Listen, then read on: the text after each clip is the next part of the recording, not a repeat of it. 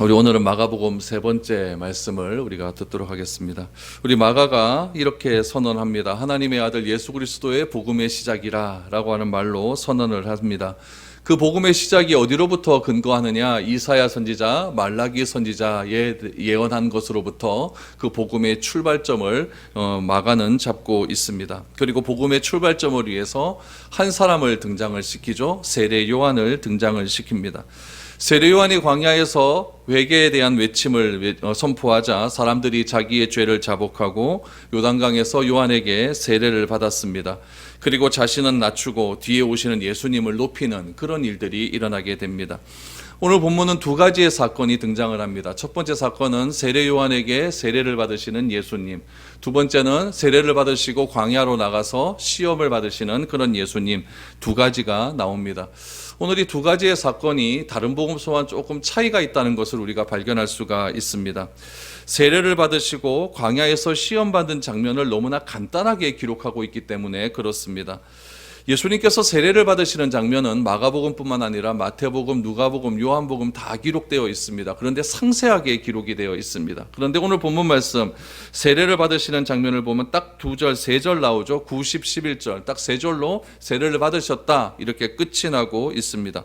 특별히 요한이 여기서 강조하고 있는 것, 마가가 강조하고 있는 것은 무엇이냐면은 세례를 받으실 때 하늘이 열리고 또 성령이 비둘기같이 임하셨고 하늘에서 음성이 들리면서 너는 내 사랑하는 자라 내가 너를 기뻐하노라 라고 하는 그런 음성, 그 음성에 지금 굉장히 강조점을 두고 있다는 것을 우리는 알게 됩니다.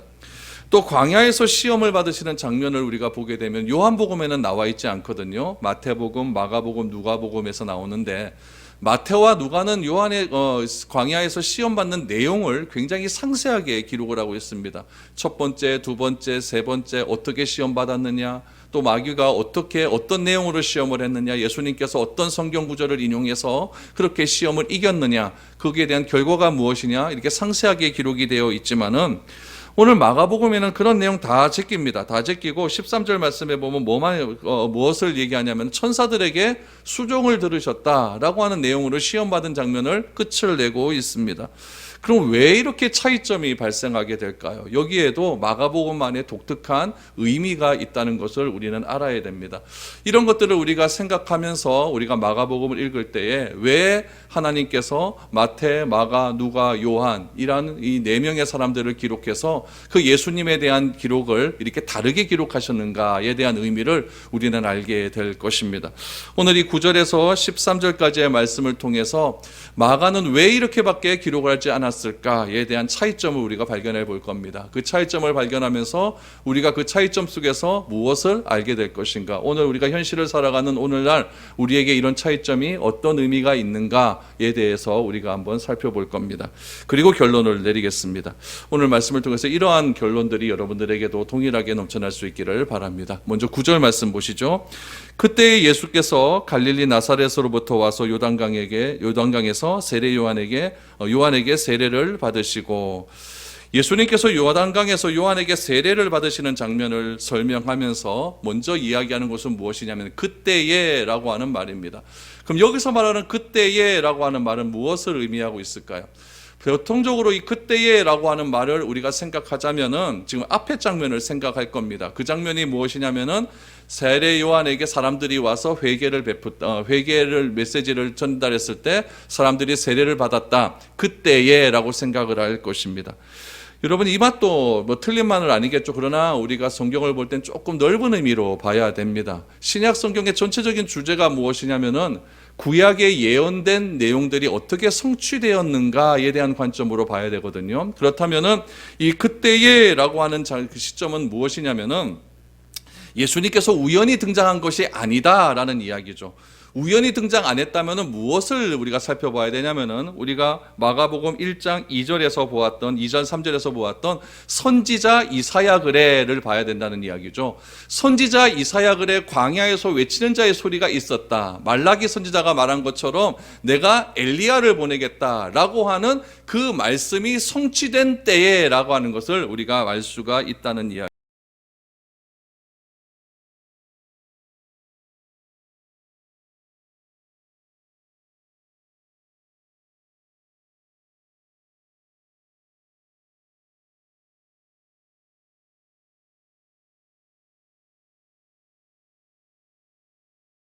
라고 생각할 수가 있지만 넓은 의미로 보자면은 선지자의 예언에 때가 찼을 그때에 예수님께서 등장을 하셨다라는 이야기입니다.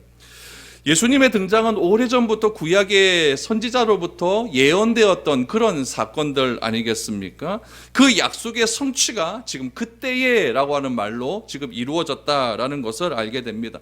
이러한 내용들은 성경에 보면 구석구석에 나타납니다.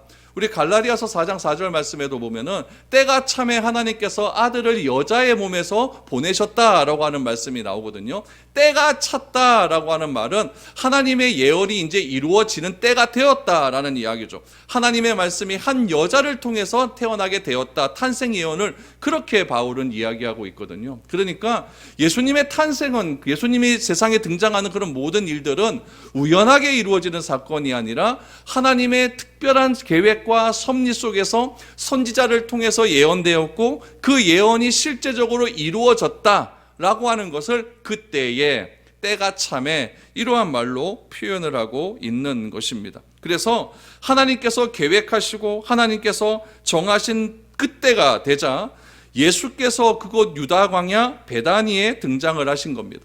지난주에 나눠드린 지도 보면 베다니라고 딱 나와 있어요. 하늘색 그 색깔로 보면 베다니라고 하는 그 곳에 이렇게 등장을 하고 있는데 베다니 그쪽으로 예수님께서 등장을 하신 겁니다. 제가 재작년에 갔을 때 사진을 제가 몇 장 보여드리겠습니다. 제가 이 사진을 그냥 좀 구석구석 좀 찍어 왔는데 찍어 와서 여러분들에게 좀 소그룹으로 모였을 때 좀 보여드렸으면 훨씬 더 좋았을 텐데 지금 상황이 안 되니까 좀 잘 안 보이시더라도 좀 보시기 바랍니다. 제가 몇 커트 보여드리겠습니다. 이게 유다 광야입니다. 그러니까 광야가 사막이 아니에요. 사막이 아니고 그냥 구릉지대라고 보시면 되죠. 굉장히 유다 광야죠. 그 다음 보시면은 제가 이렇게 폼 잡고 찍어봤습니다. 그러니까 유대 광야가 이런 곳이에요. 이런 곳에서 예수님께서 시험을 받았다라는 이야기죠. 그 다음 보시면은 이제 여리고 방면입니다. 이제 옛날에는 아까처럼 그렇게 되어 있었지만 요즘에는 예루살렘 방면에서 여리고 쪽으로 가는 길에 이렇게 고속도로가 뚫려 있어요. 그래서 굉장히 쉽게 갈 수가 있습니다. 한 20km 정도밖에 안 되니까 한 10몇 분 하면은 충분히 갈 수 있는 그런 길, 멋진 그런 도로가 잘 뚫려져 있습니다. 조도로 오른쪽 편으로 보면 어떤 곳이 있냐면은 사마리아 여인의 연숙 있죠. 그것도 그쪽 오른쪽 편에 그렇게 있습니다. 또 한 군데 보시면은 저쪽 뒤에 보면 마을이 하나 보이거든요. 거기가 뭐 여리고입니다. 그래서 저쪽 이제 유대 광야 구릉터기에서 높은 곳에서 찍으면 저런 장면들이 등장을 하게 되죠. 여리고를 지나서 한번 보시죠. 여리고를 지나 보면 요단강이 나옵니다. 요단강이 나오는데 요단강 저 강이 그렇게 넓지는 않아요. 넓지는 않는데 여러분 보시면은 강 중간에 줄이 하나 있어요. 줄이 하나 있는데 그게 뭐냐면은 이스라엘과 요르단의 경계선이에요. 그러니까 우리나라 말하면 38선입니다. 38선을 강에다가 저렇게 줄을 하나 띡 쳐놨어요. 쳐놓고 이스라엘 쪽에서 예수님께서 세례를 받은 것이 아니라 요르단 쪽에서 세례를 받았죠. 그래서 베레아 지역이 있죠. 베레아 지역이 있고 저기 세례터라고 적혀 있는데 거기서 예수님께서 세례를 받았다라고 이렇게 예수님 학자들은 그렇게 생각을 하고 있는 것이죠. 다음 한번 보시죠. 그래서 여기는 뭐냐면 예수님의 시험산입니다. 요단강에서 이제 여리고 쪽으로 가다 보면은 여리고를 딱 보면서 서쪽 편으로 딱 보시면은 아주 깎아내린 듯한 아주 절벽산이 하나 보여요. 절벽산이 보이는데 그 시험산이라고 이렇게 있습니다. 그래서 저기서 시험을 받았다라고 얘기하는데 저 왼 위에 있는 저 건물은 뭐냐면 케이블카예요. 올라가기 힘드니까 케이블카를 여리고에서 케이블카를 타고 이렇게 올라갈 수가 있습니다. 저는 케이블카 타고 올라갔습니다. 그래서 저기를 좀 자세하게 보시면 이렇게 볼 수가 있죠. 다음 보시면은 굴이 있죠, 그렇죠? 굴이 있죠. 우리 마가복음 1장 13절에 보니까 들짐승과 함께 계셨다.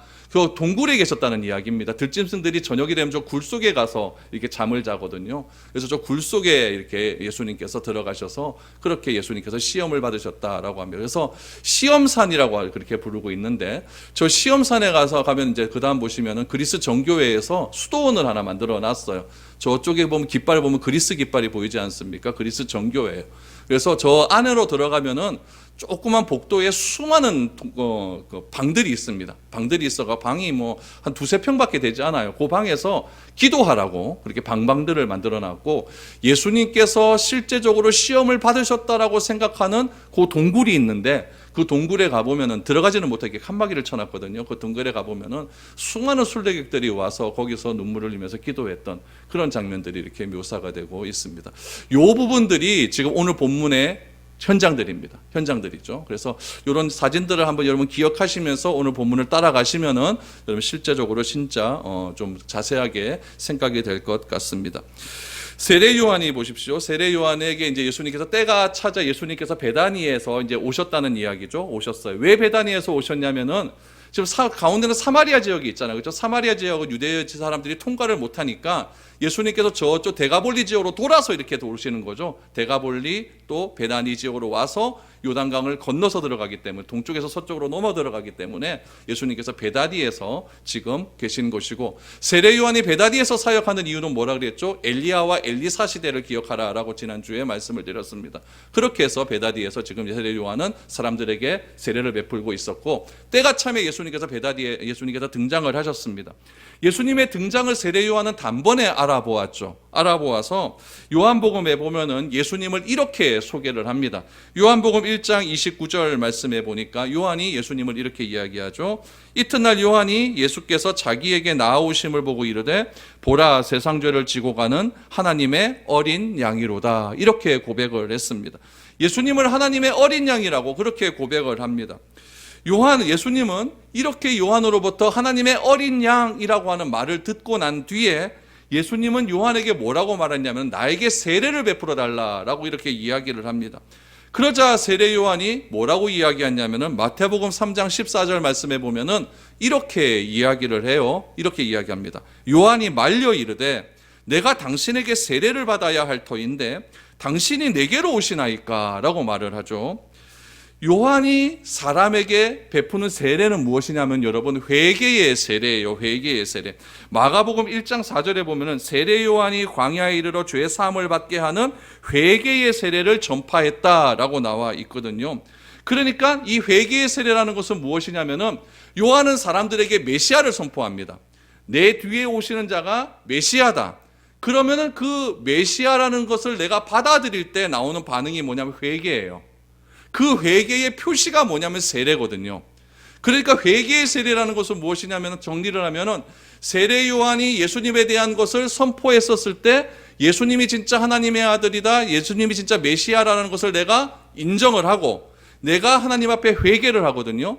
회개를 했을 때 내가 진짜 회개했다라고 하는 결단의 표시가 세례였다는 거죠. 그러니까 세례 요한에게 맞는 수많은 사람들은 세례 요한의 메시지를 듣고 회개한 거예요. 그리고 세례를 받은 거죠. 그래서 그 세례를 뭐라고 이야기한다고요? 회개의 세례, 물세례다라고 이야기를 합니다. 그러면 보세요. 예수님도 요한에게 가서 세례를 받겠다라고 말을 합니다. 그러면 요한이 얘기하는 세례는 무슨 세례라고요? 회개의 세례잖아요. 회개라고 하는 전제는 뭐냐면 죄가 있다는 걸 전제하거든요. 죄 있는 사람이 메시아에 대한 소식을 듣고 내가 결단하고 내가 이제 회개했다라고 하는 표시로서 세례를 받는데, 예수님은 죄가 없으신 분이잖아요. 그런데 왜 예수님께서 요한에게 세례를 받아야 되는가에 대한 의문이 있는 거죠. 예수님이 요한에게 나에게 세례를 베풀어 달라라고 했을 때 요한이 마태복음 3장 14절에 보니까 말려 이르되 내가 당신에게 세례를 받아야 돼. 죄 없는 당신이 어떻게 나에게 세례를 받습니까? 라고 그렇게 예수님께 대답하지 않습니까? 그러자 예수님이 이렇게 말씀을 하셨습니다. 마태복음 3장 15절 말씀을 보시면 예수께서 대답하여 이르시되 이제 허락하라. 우리가 이와 같이 하여 모든 의를 이루는 것이 합당하니라 하시니 이에 요한이 허락하는지라. 여기서 중요한 것이 무엇이냐면은 이와 같이 하여 모든 의를 이루는 것이 합당하다, 이 말이 중요한 거예요. 내가 세례를 받는 것이 이 모든 사람에게 의로움이 되는 길이다라는 이야기죠. 그래서 나는 세례를 받아야 된다라고 하자 세례 요한이 뭐라고 얘기했냐면은 이에 허락하는지라 라고 말합니다. 그럼 여러분, 예수님은 세례를 받으실 필요가 없는 분인데 이 모든 의를 위해서 세례를 받으시기로 결단하신 겁니다. 결정하신 거죠. 이것을 무엇이라고 이야기하냐면 겸손이라고 이야기합니다. 자신을 낮추되 최대한 낮추시는 거예요. 예수님께서 죄인이 자신을 정결하게 하기 위해서 받는 세례는 내가 회개했다라고 하는 증거라고 말하지 않습니까? 죄인이 내가 깨끗해졌다라고 결단하기 위해서 받는 세례의식을 지금 누구 앞에 하고 있냐면은 죄인인 세례 요한 앞에 자신의 머리를 숙이고 있는 거예요. 이거보다 낮아지는 겸손이 어디에 있겠습니까? 참된 겸손이 무엇인지를 예수님은 세상에 등장하시면서 보여주시는 것이죠. 이게 죄인 앞에서 자신의 머리를 수그리는 행동이에요. 마지막 절정은 어디입니까? 제자들 앞에서 겉옷을 두르시고 제자들의 발을 씻겨주시지 않습니까? 무릎을 꿇고 발을 씻겨주시고, 이것은 최대한 겸손이고, 그 겸손의 꽃은 어디서 피어지십니까? 십자가에 못 박혀 죽으시는 것에서 꽃이 피어지는 거예요. 지금 마가는 이 점을 계속 지금 부각하고 있는 거예요.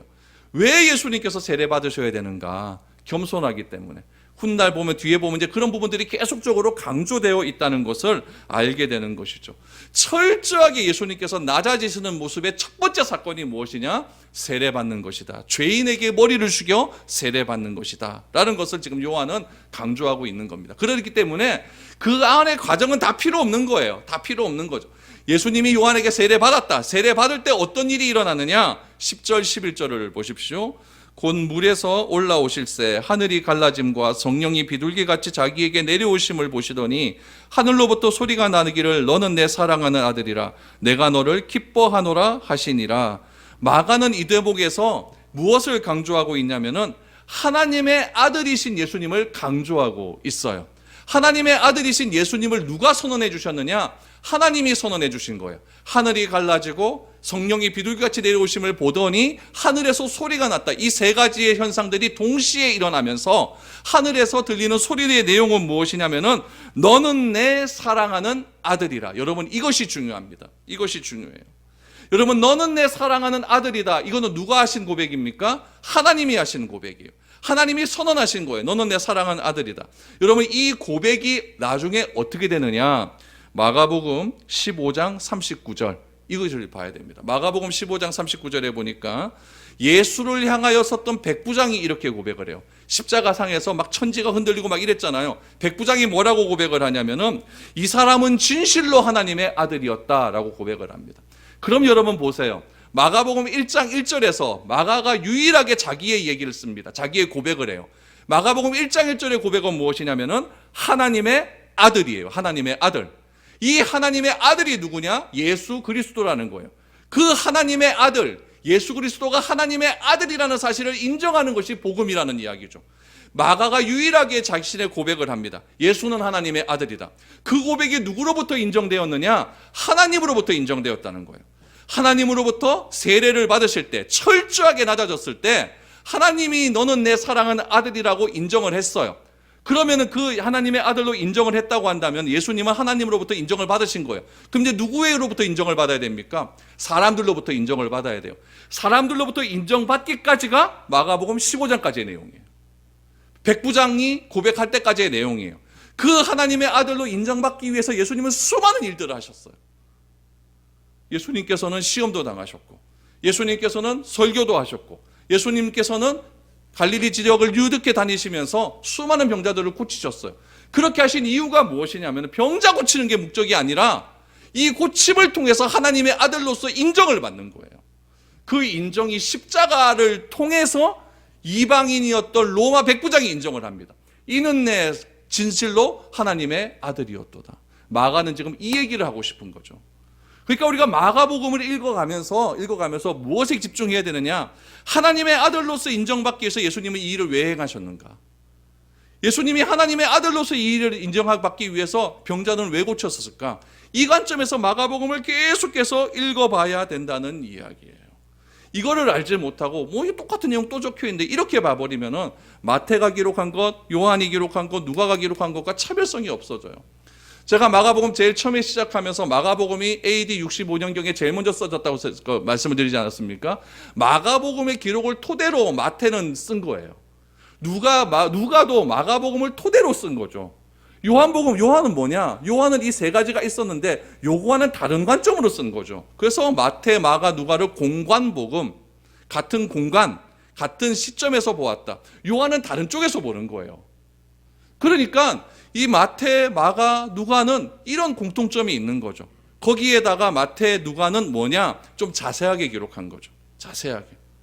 그래서 이 마태 같은 경우는 예수님은 이스라엘의 왕으로 오셨다. 누가는 예수님은 인자로 오셨다. 마가는 뭡니까? 예수님은 하나님의 아들이다.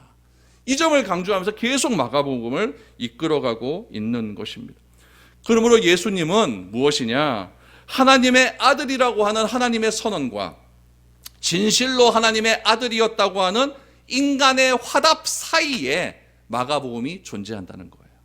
그러니까 우리도 어떻게 되겠습니까? 지금 이 얘기를 듣고 있잖아요. 이 얘기를 듣고 있으면 우리가 쭉 가서 마가복음 16장이 마칠 때쯤 되면 우리의 고백으로 나와야 돼요.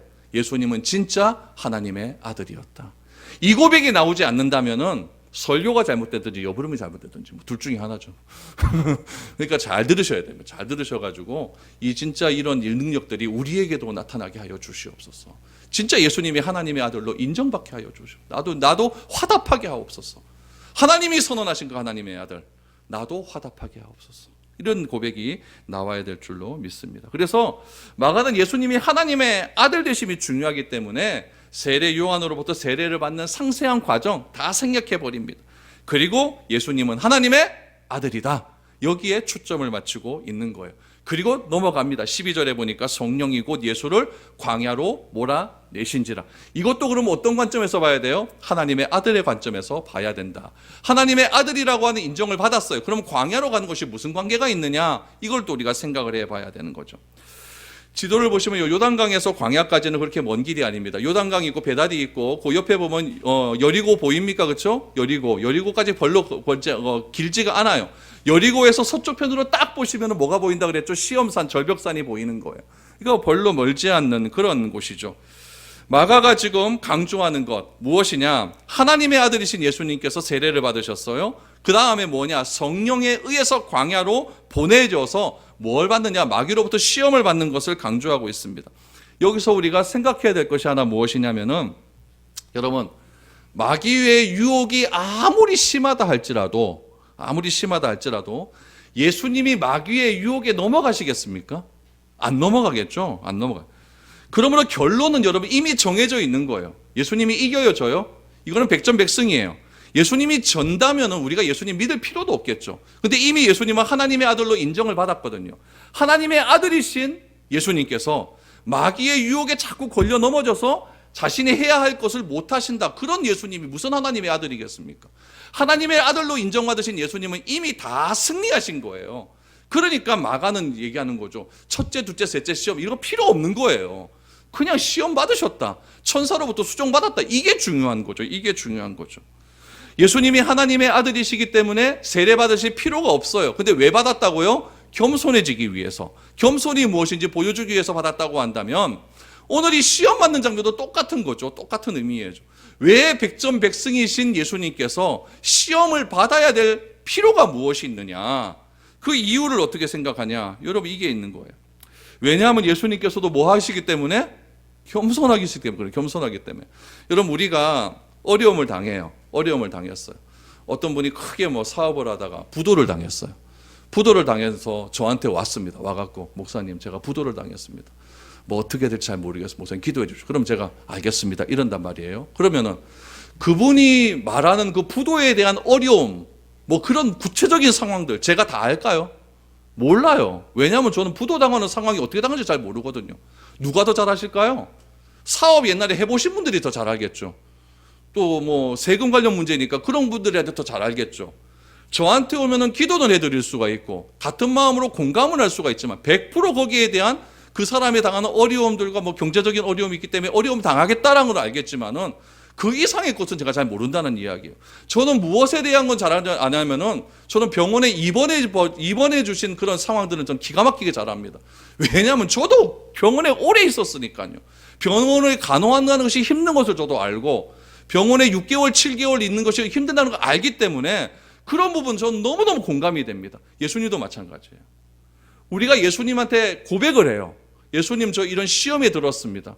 예수님은 다 아시는 분이기 때문에 아신다라고 생각하지만 인간에게는 연약함이 있어요.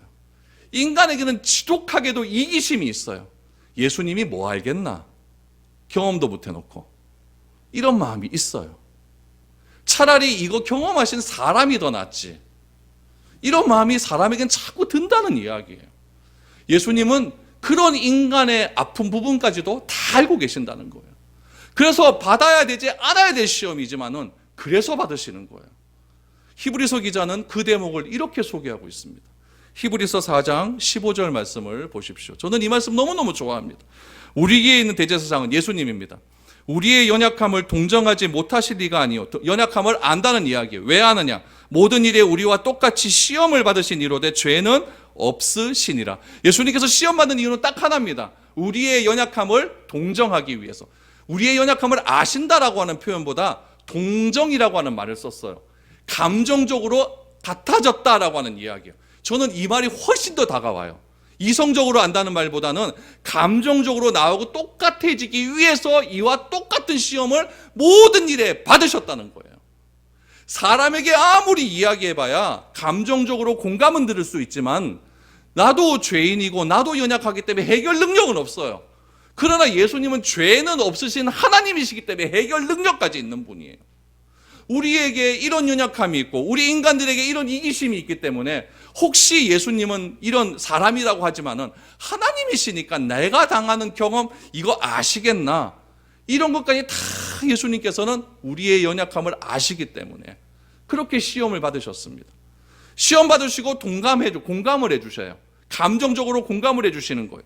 그리고 죄는 없으시라 하나님이시기 때문에 우리가 주께 고백하면 하나님 예수님은 하나님이시기 때문에 그 모든 어려움을 이겨낼 수 있는 능력이 있는 분이에요. 그래서 히브리서 4장 16절 말씀에 보면은 그래서 우리는 이렇다는 거예요. 그러므로 우리는 긍휼하심을 받고 때를 따라 돕는 은혜를 얻기 위하여 은혜의 보좌 앞에 담대히 나아갈 것이야. 예수님은 다 아시고 공감하시기 때문에 긍휼하심을 받기 위해서 내가 불쌍히 여김을 받는다는 거예요. 불쌍히 여김 받기 위해서 어디로 나갑니까? 때를 따라 돕는 은혜가 기가 막힌 말이에요. 내가 시험 들 때마다 주께 나가기만 하면 돼요. 그러면 돕는 은혜를 주께서는 주신다는 이야기죠. 은혜의 보좌 앞에 담대히 나갈 수가 있는 거예요. 이러기 위해서 시험 당하셨어요. 이게 예수님의 겸손함입니다. 이게 하나님의 아들로서 우리에게 보여주시는 대목이에요. 이거를 언제까지 당하셨느냐? 마가복음 1장부터 시작해서 언제까지 당하실까? 예수님의 시험은요, 십자가에서 죽으실 때까지 당해요. 십자가 지시기 전날 밤에 예수님께서 겟세마네 동산에서 처절하게 기도하지 않습니까? 주여 이 잔이 내게 너무 힘듭니다. 그러나 아버지의 뜻이라면 내가 이 잔 받겠습니다. 이게 시험이 아니고 무슨 시험이겠습니까? 예수님께서 사역을 하시면서 얼마나 많은 사람들에게 핍박을 받으셨습니까? 이게 시험이 아니고 무엇이겠습니까? 자신의 동족들로부터 핍박을 받습니다. 자신의 가족들로부터 예수님은 저거 미쳤다라는 소리를 듣습니다. 이게 시험이 아니고 무엇이겠어요? 이런 모든 시험을 예수님께서 다 이기신 거예요. 다 이기신 거예요. 왜 이런 시험을 당하셨을까요? 우리 때문에. 여러분들도 가족에게 핍박받을 때 있잖아요. 내 새끼가 내 마음을 못 알아줘요. 우리 부모가 내 마음을 못 알아줘요. 이런 거 예수님은 아실까? 아세요. 예수님도 그거 당해보셨으니까. 그래서 해결해 주세요. 긍휼하심을 얻기를 원한다면 사람 찾아가지 마시고 때를 따라 돕는 은혜를 얻기 위하여 은혜의 보좌 앞에 담대히 나가시기를 바랍니다. 이게 하나님의 아들이신 예수 그리스도께서 우리에게 주신 복음의 출발점이라는 이야기. 마가는 이거 강조하고 싶은 거죠. 이거 하고 싶은 거예요. 그래서 마가가 십자가 사건을 통하여서 변화가 되는 거예요. 변화가 되는 거예요. 조그만 어려움에도 비시디아 안디옥 올라가겠다고 그거 나 못하겠다. 자기의 삼촌인 바나바가 바울에게 밀려서 1인자가 안 돼서 나 그거 못하겠다 라고 예루살렘으로 도망가 버렸던 그런 마가가 이렇게 변화될 수 있는 이유가 무엇입니까? 여기에 있는 거예요. 여기에 있는 거예요. 올 한 해 저는 예언합니다. 여러분들께. 여러분 틀림없이 시험 받을 겁니다. 시험 받는다고 쭈그레 있지 마시고 뭐 교회 나오니 안 나오니 이런 얘기하지 마시고 은혜의 보좌 앞으로 나가시기 바랍니다. 주께서 반드시 해결해 주실 줄 믿습니다. 왜냐하면 나와 똑같이 시험 받으시고 똑같이 공감하시는 분이기 때문에 그렇다는 이야기예요. 마가는 이 얘기를 하고 싶은 것이죠. 또 하나 예수님께서 시험 받은 곳에서 우리가 알 수 있는 대목은 무엇이냐면 광야입니다. 예수님께서 어디로 가서 시험을 받았느냐? 성령에 이끌려서 광야로 가셨다. 마가는 여러분 시험의 과정 하나도 안 썼습니다. 안 적어요. 시험의 내용 하나도 없습니다. 어디에 주목하느냐? 광야라고 하는 한 장소에 주목을 하고 있습니다. 광야는 여러분 성경에서 매우 중요한 의미가 있는 곳이죠. 예수님께서 지금 어디에 계시냐면 베레아에 있어요. 베레아. 요단 동편에 있어요. 요단 동편에서 요단강을 건너갑니다. 아까 그 사진 봤죠? 요단강을 건너서 여리고로 가셔서 여리고의 맞은편에 있는 절벽산으로 가셔서 시험을 받는 거예요. 거리는 한 10km 정도, 얼마 안 걸립니다. 그 정도 되는 거리 가셔서 그렇게 시험을 받고 있어요.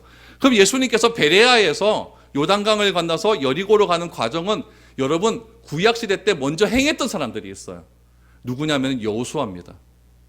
여호수아가 이 지도에 보시면은 나바테아 지역 있죠. 나바테아 지역으로 해서 쭉 올라가 가지고 베레아, 메데아 지역으로 해가지고 그렇게 해서 여리고 요단강 건너서 여리고로 들어가거든요. 그러니까 동쪽에서 서쪽으로 들어가는 골목으로 출애굽이 들어가요. 근데 예수님께서 그 옛날 여리고 여호수아가 요단강을 건너갔던 그 길 그대로 예수님께서 지금 행하시고 있는 거예요. 요단강이 어떻게 갈라졌습니까? 하나님의 말씀이 들어가자, 말씀인 법궤가 딱 들어가자 요단강이 갈라지지 않습니까? 하늘이 갈라지고 하늘에서 성령이 내리고 하나님의 음성이 들리고 너는 내 사랑하는 아들이라 그 음성을 들으면서 예수님은 요단강을 건너가셨어요. 요단강을 건너가셔서 그 옛날 이스라엘 백성들이 약속의 땅이라고 했던 그 기대감에 북찬 그 기쁨의 소식을 듣고 그렇게 가나안 땅으로 행진했던 그 여호수아와 그 일행들이 걸어갔던 그 길 그대로 예수님은 걸어가기 시작을 하셨습니다. 걸어가시면서 어디로 가십니까? 광야 시험산으로 가셨습니다. 그 산은 또 어떤 산이었느냐? 여러분 여호수아가 정탐꾼을 맨 처음에 보내지 않습니까? 정탐꾼을 보냈을 때 여리고의 기생 라합이 있었어요. 라합이 있었는데 라합의 도움을 받아서 정탐꾼이 피난을 갔던 산이 있어요. 그 산이 요 시험산이다. 동굴이 많으니까 그 시험산으로 피난을 갈 수가 있었죠. 이 시험산에 가면 이게 동굴 아까 보셨죠? 동굴이 굉장히 많습니다. 각종 들짐승이 사는 그런 곳이었죠. 13절에 보니까 광야에서 40일을 계시면서 사탄에게 시험을 받으시며 들짐승과 함께 계시니 천사들의 수종을 들더라. 여기서 중요하게 마가가 생각하는 건 뭐냐면 장소인 광야, 또 시간 며칠을 했다? 40일을 했다. 그 다음에 뭐냐? 천사들의 수종을 들었다. 요 세 가지를 굉장히 중요하게 이야기하고 있습니다. 유다 광야에는 여러분 아무것도 존재하지 않는 것처럼 보이지만 들짐승은 실제로 존재합니다. 그렇기 때문에 광야는 낮에는 엄청나게 뜨거워요. 뜨겁지만 저녁이 되면은 굉장히 날이 추워지는 곳이기 때문에 동굴로 들어가야 됩니다. 들어가서 들짐승으로부터 그런 여러 가지 위협으로부터 피해야 하는 곳입니다. 근데 그 피할 그곳에 들짐승도 함께 있었던 곳이죠. 들짐승은 예수님을 해하지 못했습니다. 왜 해하지 못했습니까? 천사들의 수종을 받았기 때문에 그래요. 특별히 광야에서 40일을 계셨다라고 말을 하는데 이 40이라고 하는 숫자는 성경에서 굉장히 중요한 의미로 우리에게 다가오고 있습니다. 모세 시내산에서 하나님을 만날 때 40일을 있었습니다. 그렇죠? 40일. 엘리야 호렙산에서 하나님을 대면할 때 40일을 있었습니다. 모세와 엘리야가 광야와 호렙산에서 40일을 지내면서 무엇을 준비했느냐? 하나님께서 나에게 주신 사명을 준비하는 기간이었어요. 광야는 어떤 곳이냐? 철저하게 하나님만 바라보는 그런 곳이에요. 광야의 히브리어 뜻 자체가 그냥 바라보다라고 하는 뜻이 있거든요. 그렇기 때문에 광야는 볼 데가 없습니다. 천지 봐도 다 구름선이밖에 없고 아무것도 없어요. 그러니까 하나님만 바라볼 수밖에 없는 그런 곳에서 예수님은 40일을 지냈다라는 이야기죠. 그러므로 모세와 엘리야가 시내산과 호렙산에서 40일을 기다리면서 하나님만 바라보았듯이 예수님도 광야에서 성령에 이끌려 광야로 가셔서 40일을 지내면서 하나님을 바라보면서 무엇을 하셨을까요? 자신의 사역을 준비하는 겁니다. 무엇으로? 하나님의 아들로서의 자신의 사역을 준비하는 기간이에요. 그 기간이 무엇이었느냐? 40일의 광야 기간이었다라는 거죠. 그 하나님의 사역을 준비하는 기간 동안에 무엇을 받았다? 마귀의 시험을 받았다. 그러므로 우리의 삶들도 시험을 받을 수밖에 없다는 이야기예요.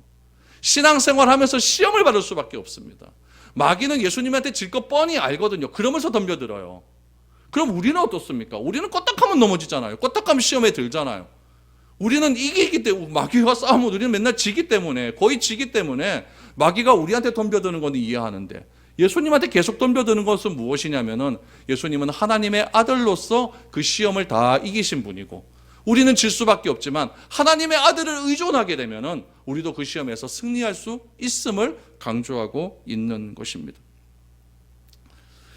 마가복음 15장에서 백부장의 고백이 나올 때까지 예수님의 시험은 계속해서 이어지고 있습니다. 그러므로 예수님께서 광야에서 받으신 시험은 무슨 시험이냐? 시험을 이기는 것으로 끝나는 것이 아니라 결국 예수님께서 십자가에서 죽으시고 부활을 통해서 사탄으로부터 완전히 승리하신다. 이것을 지금 보여주고 있는 그런 대목임을 알게 됩니다. 특별히 여러분, 천사에게 수종을 받더라. 천사에게 수종을 받더라. 하나님의 아들이시기 때문에 천사로부터 보호하심을 받는 거죠. 여러분, 종이 무슨 천사로가 그래 해주겠습니까? 하나님의 아들이니까 아들로서 하나님부터 인정을 받았기 때문에 천사들이 수종을 들게 되는 것입니다. 그렇다면 여러분, 우리도 예수님이 시험에서 지속해서 승리하고 마지막 십자가에서 승리를 거두는 과정을 우리도 경험하게 될 것인데, 예수님이 승리한 방법이 뭐라고 했죠? 겸손이라고 한다면 우리도 겸손의 자세로서 그리스도인으로서의 정체성을 지켜나갈 때에 우리도 결국 마지막 고백, 백부장이 하는 고백처럼 하나님의 아들이다라고 하는 고백이 우리의 입을 통해서도 터져나오게 될 수 있다라는 이야기입니다. 여러분, 우리가 노력해서 얻어지는 열매가 있어요. 그렇죠? 열심히 일해서 돈을 번다. 그것도 열매 아닙니까? 그렇죠? 그 열매로서 무엇을 했다. 그것도 열매 아닙니까? 그런데 그 열매는 무엇이냐? 결국 노력한 자의 결과라고 할 수가 있겠죠. 그런데 그 열매를 붙잡고 내가 교만해져 버린다면은, 그 열매가 하나님의 선물임을 내가 잊어버린다면 그 열매는 결국 뭐가 되느냐? 패망으로 이룰 수밖에 없는 지름길이 될 수밖에 없다는 이야기죠. 그러므로 내가 살아오면서 여러 가지 삶의 좋은 결과를 얻었다라고 한다면은 그 결과를 통해서 더욱더 낮아질 필요가 있습니다. 예수님은 하나님의 아들이라고 하는 그런 높이 높은 그런 귀한 열매를 얻었지만은 그것으로 인하여서 자신은 교만해지지 않았어요. 더욱 낮아지셨기 때문에 시험의 길로까지로 갈 수 있었던 것입니다. 그래서 바울은 우리에게 결론적으로 이런 결론을 짓고 있습니다. 빌립보서 3장 12절을 한번 보시죠. 내가 이미 얻었다 함도 아니요 온전히 이루었다 함도 아니라 오직 내가 그리스도 예수께 잡힌 바 된 그것을 잡으려고 달려가노라. 이 메시지가 결국 마가가 전하려고 하는 메시지입니다. 예수님은 광야에서 시험을 이기셨습니다. 그러나 승리에 도취되어서 교만해진 것이 아니라 더욱더 겸손해지는 모습으로, 십자가에서 더 낮아지는 모습으로 우리에게 보이셨어요. 여러분, 무엇보다 욕망이라고 하는 것은요, 자꾸 내가 높아지려고 하는 상향성의 삶을 추구해요. 내가 어느 위치에 올라갔다 더 높아지려고 하잖아요.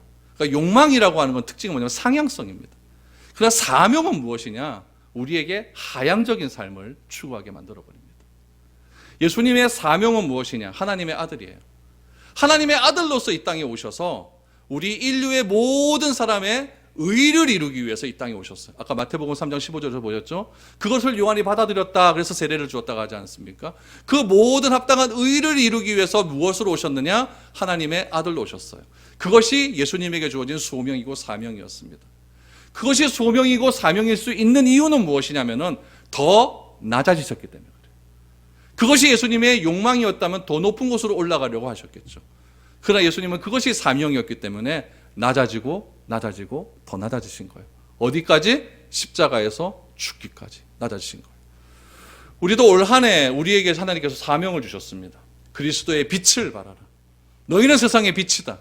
그렇다면 우리가 높아지려고 하는 욕망에 사로잡혀서 상향성인 그런 삶을 살아가는 것이 아니라, 그런 삶을 추구하는 것이 아니라 더 낮아져서 주께서 십자가에서 죽기까지 낮아지셨던 그 삶을 본받아 우리도 다른 사람을 섬기며 살아가는 그런 삶의 모습들을 보일 때 나의 모습을 통하여 하나님은 드러나게 될 것이고, 그 드러나는 하나님을 통해 사람들은 이렇게 고백할 것입니다. 저 예수는 진실로 하나님의 아들이었도다. 이런 능력이 나타나는 것이 진정한 그리스도인의 삶인 줄 믿습니다. 마가는 자신의 기쁜 소식을 읽는 독자들에게 당신은 예수를 누구로 고백하고 있습니까? 이렇게 질문을 던지고 있는 거예요. 그러면서 마가는 자기 스스로 대답을 합니다. 예수는 누구다고요? 하나님의 아들이다. 저는 우리 모두가 예수는 하나님의 아들이다. 예수는 그리스도다. 그것이 복음의 시작이다. 이런 고백이 다 나올 수 있기를 바랍니다. 그것이 마가복음을 통해서 우리에게 주어지는 삶의 귀한 결과고 살아계신 하나님의 아들이라고 하는 그런 진정한 고백이 우리 삶 가운데서 넘쳐나올 수 있기를 축복드립니다.